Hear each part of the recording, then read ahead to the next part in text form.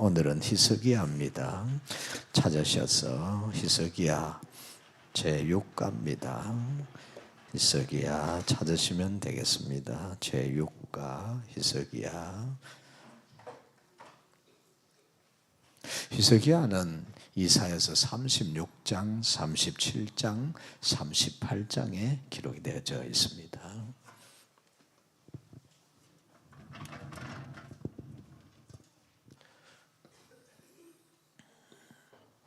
다 찾으셨죠?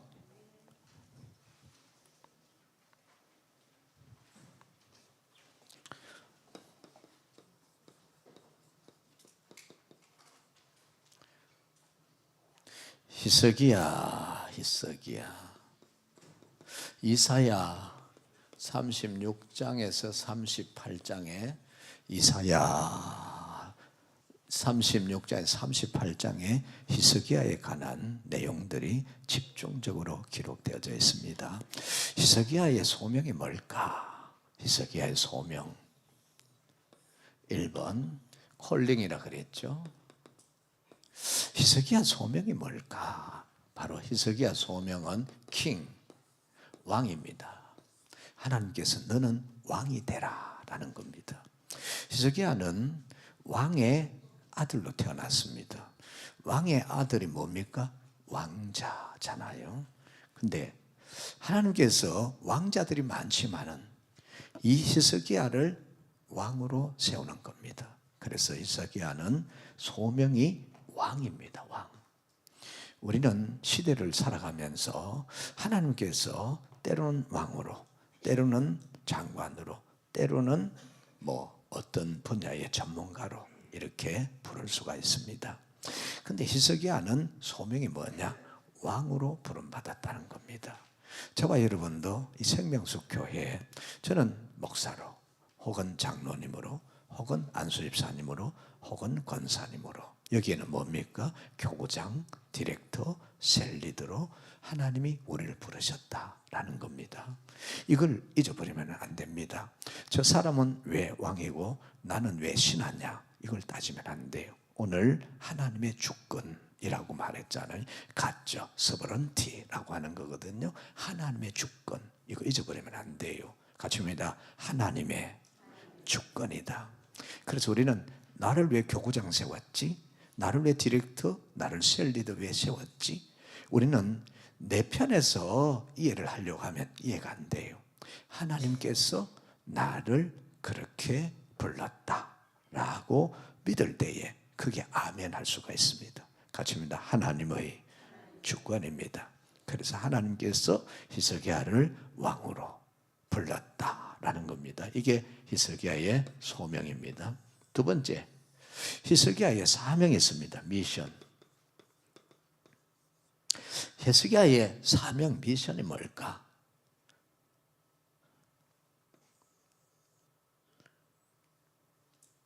미션, 히스기야의 사명이 있어요. 그 사명은 뭐냐? 프레이, 기도라는 겁니다. 기도. 여기는 왕이었고 같이 합니다. 히스기야의 사명은 기도였다라는 겁니다. 그 당시에 중동의 상황이 있습니다. 중동. 지금 이스라엘이 저기 하마스하고 휴전을 한다 그러잖아요. 그때는 어떤 상황이냐? 지금은 이란, 이라크, 시리아, 난 밑으로는 이집트, 그리고 저 위쪽으로 올라가면 터키, 이렇게 쭉 주변이 되어 있지만은 히스기야 왕 때의 주변 상황은 아수르가 강대국이었습니다. 애굽은 고대 때부터 강대국이었고, 근데 이 아수르가 무너짐으로 바벨론이 들어서거든요. 그래서 아수르가 이 중동 지역의 강대국에서 패권을 가지고 있었다는 겁니다. 근데 아수르는 어떤 정책을 폈느냐? 남의 나라를 무조건 침략을 합니다. 반항하면 다 죽여버립니다. 살아남은 사람 포로로 끌고 와가 노예로 팔아먹어버립니다. 그리고 민족 말살 정책을 펴니다. 순수 혈통을 가지지 못하도록 강제로 이족과 결혼을 시켜버립니다. 그 민족 말살 정책을 하는 거죠. 아주 잔인하고 무섭습니다. 그래서 아수르의 수도가 니느웨잖아요. 요나서. 요나가 니느웨로 안 가려고 하는 이유가 바로 그것 때문입니다. 저는 악한 나라를 망해야 되는데 왜 내가 가느냐는 거죠. 근데 하나님이 가라 하잖아요. 그래서 니느웨로 요나를 보내가지고 그 니느웨가 회개함으로 하나님께서 니느웨에 40일 후에 망한다, 무너진다 했는데 긍휼을 베푸는 겁니다. 그러나 저 넘어가서 결국에는 니느웨가 홍수로 멸망하고 말죠. 그래서 모래가 완전히 니느웨라고 하는 그 도시를 덮어버렸는데 1940년대 들어와가지고 영국의 학자가 그 니느웨 도시를 찾아냅니다. 아, 성경이 사실이구나, 이게 드러난 거죠. 이때에 중동에 아수르가 남유다의 히스기야 왕 때에 침략을 해오는 겁니다. 그래서 예루살렘을 완전히 포위해버립니다. 몇 명이요? 18만 5천 명. 우리는 너무나 잘 알고 있잖아요. 18만 5천 명. 아수르 대군 18만 5천 명이 완전히 예루살렘 성을 포위합니다. 그때에 이 히스기야가 왕이었습니다. 하나님이 왜 히스기야를 왕으로 불렀나? 이제 미션 사명에 때문에 드러나게 되는 겁니다. 히스기야는 저 아수르의 왕 사네립이 보낸 편지를 들고 어디 올라갑니까? 성전으로 갑니다. 거기서 뭐 합니까? 프레이, 기도하는 겁니다. 하나님, 저 아수르의 장군 사네립이, 아수르의 왕 사네립이 이런 편지를 보냈습니다. 편지를 펴놓고 하나님 앞에 읽으면서 기도를 하는 겁니다. 우리는 이 히스기야라고 하는 왕의 사명이 기도였다라는 거죠. 그럼 우리 교구장 디렉터 셀리더가 뭘 해야 되느냐? 어떠한 위기나 삶의 어려움이 닥칠 때 우리는 기도해야 된다는 거죠. 그래서 교구장님이나 디렉터나 셀리더가 해야 될 일이 뭐냐? 기도해야 된다. 같이 합니다. 기도해야 한다. 기도해야 된다. 아수르 18만 5천 명을 당해낼 방법이 없습니다. 그래서 아주 하나님을 모욕하고 그리고 남유다를 얕잡아 보고요, 히스기야 왕을 아주 자기의 부하처럼 생각하고 편지를 보냈는데 하나님 앞에 펴놓고 기도하니 하나님 그 기도를 들어주셔요. 어느 날 새벽에 하나님이 천사를 보내가 18만 5천 명을 다 죽여버리는 겁니다. 그리고 사네립 왕이 살아서 자기 나라에 도망을 쳤는데, 자기가 섬기는 우상 신전에 들어갔는데 자기 몸에서 난 자식들이 쳐 죽여버리는 거예요. 기도는 능력이 있다. 같이 합니다. 기도는 하나님의 능력이다. 우리는 그거 잊어버리면 안 됩니다. 그래서 교구장 디렉터 셀리더를 하면서 우리는 히스기야 공부를 한다. 그러면 어려움을 당했다. 반드시 우선되어져야 되는 게 뭐냐? 기도다라는 겁니다. 이게 히스기야 왕의 미션 사명이었다라는 겁니다. 그런데 또 무슨 일이 있었습니까? 이 사건 끝나고 나니까 설상가상이라는 게 있어요. 눈설자자, 눈을 있는데 뭡니까? 서리가 내려버리는 겁니다. 그러니까 이게 어떻게 돼요? 완전히 설상가상, 위기에 또 위기가 오고 고난에 고난이 와버린 겁니다. 그랬을 때도 히스기야가 뭐 하느냐? 죽을 병이 왔습니다. 사람이 위기를 넘어왔는데 이제는 살만해야 되잖아요. 아니, 산 넘어가면 평지가 와야 되는데 산 넘어가니까 더 큰 산이 기다리고 있는 겁니다. 자기가 죽을 병에 걸렸어요. 이사야 선지자 와가지고 왕은 죽는다, 유언해라 그러는 거예요. 그랬을 때도 히스기야는 뭐하냐? 또 기도한다는 거죠. 또 기도. 그래서 히스기야의 사명은 뭐였다? 기도였다라는 거예요. 근데 우리가 성경을 읽으면서 히스기야가 기도를 했는데 몸이 아프니까 죽을 병에 걸렸으니 이번엔 성전에 못 올라가요. 어디를 향해요? 벽을 향했어. 성전 있는 곳을, 유대인들은 항상 성경 중심이거든요. 지금도 미국에 있는 유대인들이 한 600만 명 있습니다. 300만 명 예수 믿고 300만 안 믿어요. 근데 유대인들은 어떻게 하느냐? 항상 회당 중심으로, 신나고게 회당 중심으로 다 살아요. 그래서 이 사람들은 회당에 이사를 간다, 자기들도 이사 가요. 언제나 회당 중심으로 살아요. 다니엘도 사자굴에 들어가는 걸 알고 예루살렘을 향하여, 그 말은 예루살렘 성전 있잖아요. 부서져 버렸지만 그곳에 하나님이 있다라고 하는 신앙 의식을 갖고 있어요. 히스기야 왕은 벽을 향해서 하나님 향해 또 기도하는 거예요. 죽을 병이 걸렸는데. 근데 하나님께서 이사야 선지자 분명히 와가지고 하나님께서 당신 죽는다고 말하라 했는데 기도하니까 이사야 선지자가 다시 오는 거예요. 당신 산다는 거예요. 하나님은 이랬다 저랬다 하는 분이냐? 맞아요. 하나님은 이랬다 저랬다 해요. 왜? 우리가 아무리 약할지라도 하나님은 사랑이 많으시고 긍휼이 풍성하시고 은혜가 많으시기 때문에 아무리 우리가 부족하고 모자라도 또 우리가 하나님 앞에 살려달라고 하면 하나님은 또 긍휼히 여기시는 분이시란 말이에요. 어떤 분은 이런 말 합니다. 하나님은 영원히 변하지 않는다. 맞아요. 하나님 안 변해요. 말라기서 3장 6절에 말씀했습니다. 하나님은 영원히 변하지 않아요.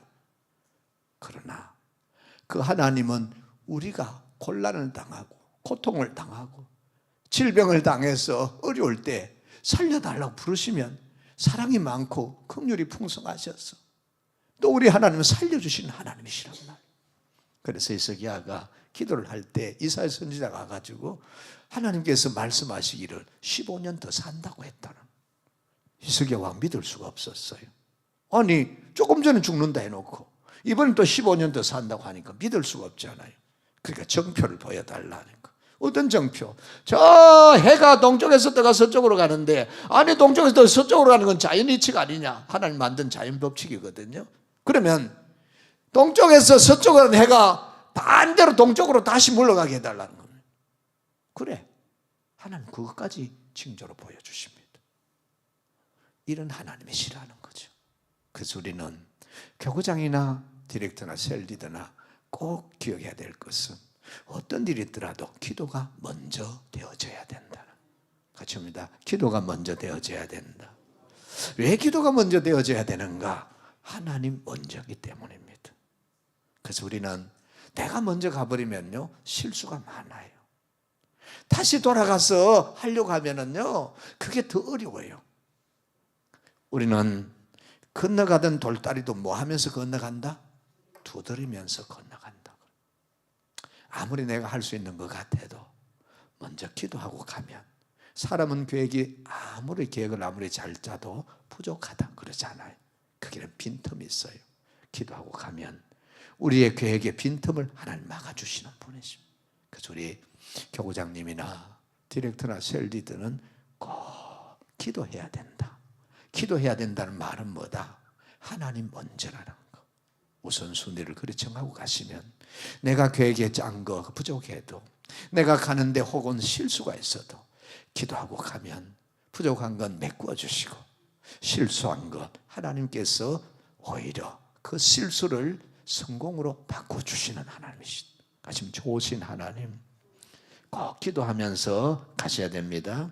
세 번째로 히스기야의 가치관이 있어요. 벨주. 히스기야 가치관이 뭐냐라는 겁니다. 히스기야 가치관. 히스기야 가치관은 믿음입니다. 페이스. 같이 옵니다. 히스기야의 가치관은 믿음이다. 하나님을 절대로 믿는 겁니다. 아수르 대군 18만 5천 명을 몰고 와가지고 예루살렘 성을 포위해도 하나님 절대로 믿는 겁니다. 믿으니까 뭐합니까? 기도하러 성전에 가는 겁니다.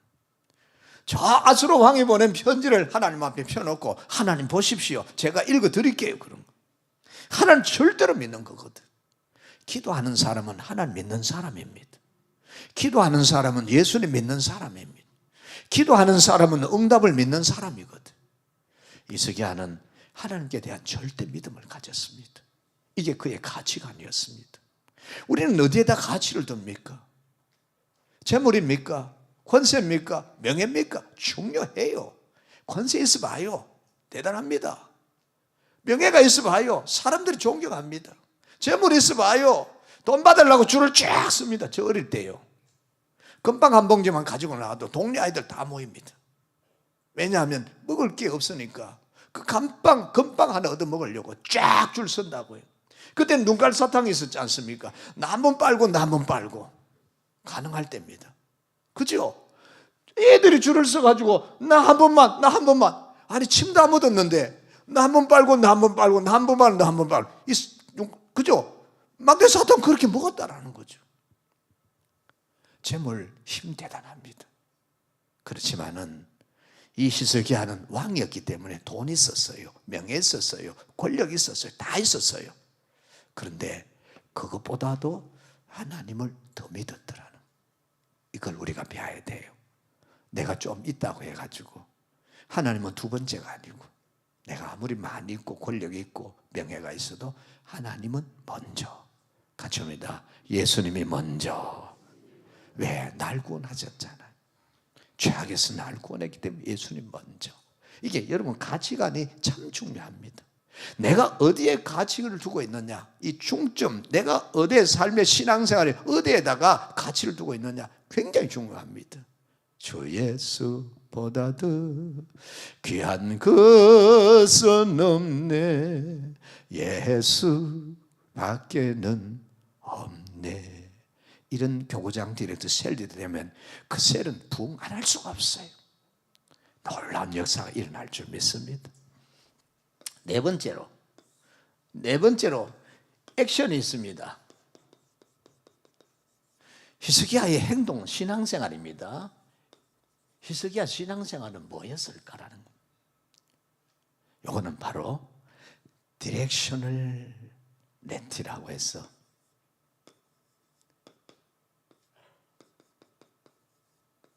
넬리티, 이게 뭐냐? 방향성입니다. 이 히스기야의 방향은 분명했습니다. 어디? 하나님이라는.